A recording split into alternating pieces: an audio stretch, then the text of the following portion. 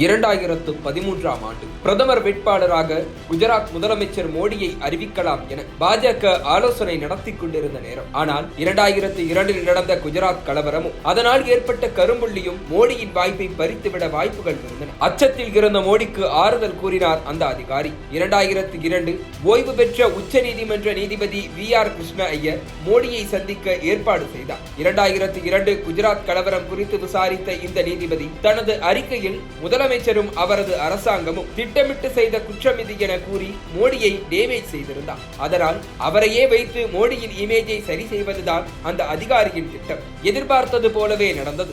Meeting முடிந்த பிறகு நரேந்திர மோடி பிரதமர் வேட்பாளர் ஆவதற்கு ஆதரவு தெரிவித்தார் VR கிருஷ்ணய்யர். விசாரணை அதிகாரியே சர்டிபிகேட் கொடுத்த பிறகு குஜராத் கலவரம் குறித்து மோடியை குறை சொல்ல என்ன இருக்கிறது? நாடு முழுவதும் மோடி அலை வீசியது. தேர்தல் முடிந்தது. மோடி பிரதமர் ஆனார். அன்று மோடியின் இமேஜை தூக்கி நிறுத்திய அந்த IAS அதிகாரி இன்று புதுச்சேரி ஆளுநராக நியமிக்கப்பட்டிருக்கிறார். கைலாசநாதன் IAS கேரளாவின் கோழிக்கோடு மாவட்டம் வடகரா பகுதியில் 1953ஆம் ஆண்டு மே 25ஆம் தேதி பிறந்தவர். அப்பா ஊட்டியில் அஞ்சல் துறையில் வேலை செய்ததால் கைலாசநாதனின் குடும்பமும் தமிழ்நாட்டுக்கு குடிபுகுந்தது. சென்னை பல்கலைக்கழகத்தில் முதுகலை வேதியியல் பட்டம் பெற்ற கைலாசநாதன் 1979 பேட்சின் IAS அதிகாரியானார். 1981இல் துணை ஆட்சியராக தனது IAS பணியை தொடங்கியவர். நரேந்திர மோடியிடம் வந்தடைந்த கதை சுவாரஸ்யமானது. 1985இல் சுரேந்தர் நகர் ஆட்சியர், 1987இல் சூரத் ஆட்சியர் என பணி செய்து வந்தவர். முனிசிபல் கமிஷனராக நியமிக்கப்பட்டு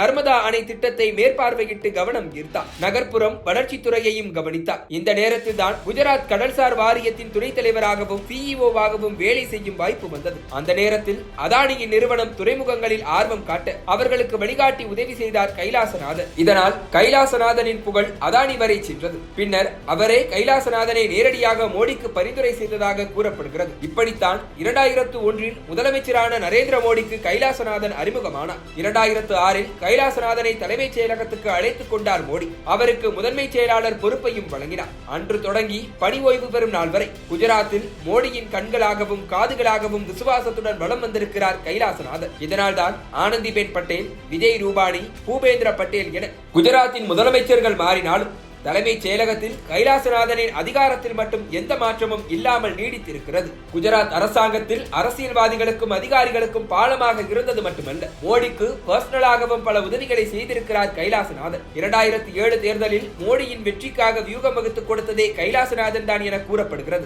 இதனால் தான் அடுத்த ஆண்டே அவருக்கு தகவல் துறையின் முதன்மை செயலாளர் பொறுப்பும் வழங்கப்பட்டதாம். இதன் பிறகு 2012 தேர்தலிலும் அரசியல்வாதிகளுக்கே அதிர்ச்சி கொடுக்கும் அளவுக்கு வியூகம் வகுத்திருக்கிறார் கைலாசநாதன். நமோ எனும் டிவி சேனலை லான்ச் செய்ததில் இவரது முக்கிய பங்கு இருப்பதாக கூறப்படுகிறது. அதே ஆண்டு இவருக்கு கூடுதல் தலைமைச் செயலாளர் பொறுப்பும் வழங்கப்பட்டது. எல்லாவற்றையும் பொறுத்து பார்த்த காங்கிரஸ் ஒரு கட்டத்தில் பொங்கி எழுந்தது. கைலாசநாதனின் செயல்பாடுகள் குறித்து தேர்தல் ஆணையத்திற்கே கடிதம் எழுதியது. பணியிட மாற்றம் செய்ய வலியுறுத்தியது. ஆனால் நடந்ததோ வேறு. 2012இல் மீண்டும் முதலமைச்சரான மோடி 2013இல் ஓய்வு பெற இருந்த கைலாசநாதனுக்காக தலைமைச் செயலகத்தில் புதிய பொறுப்பை உருவாக்கி அதில் அமர வைத்தார். அதன் பிறகு மோடியும் அமித்ஷாவும் டெல்லி அரசியல் பக்கம் திரும்பிவிட்டாலும் குஜராத்தை கைலாசநாதனின் கைகளில் ஒப்படைத்தனர். மோடி பிரதமரானதும் AK சர்மா, ஹஷ்முக் ஆதியா, GC முர்மு, PK மிஸ்ரா என நம்பிக்கைக்குரிய அத்தனை அதிகாரிகளையும் டெல்லிக்கு அழைத்துக் கொண்டார். கைலாசநாதனும் டெல்லிக்கு சென்று விடுவார் என்றுதான் எதிர்பார்க்கப்பட்டது. ஆனால் குஜராத்தை கண்காணிக்க கைலாசநாதனை மோடி விட்டு வைத்திருப்பதாக கூறப்பட்டது.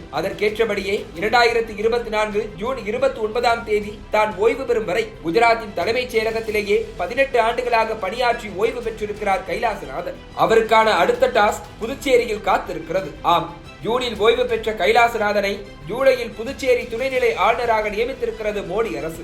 அங்கு பாஜக NR காங்கிரஸ் கூட்டணியில் மோதல் வெடித்திருக்கும் நிலையில் அதை சரி செய்வதுதான் கைலாசநாதனின் முதல் டாஸ்காக இருக்க போகிறது.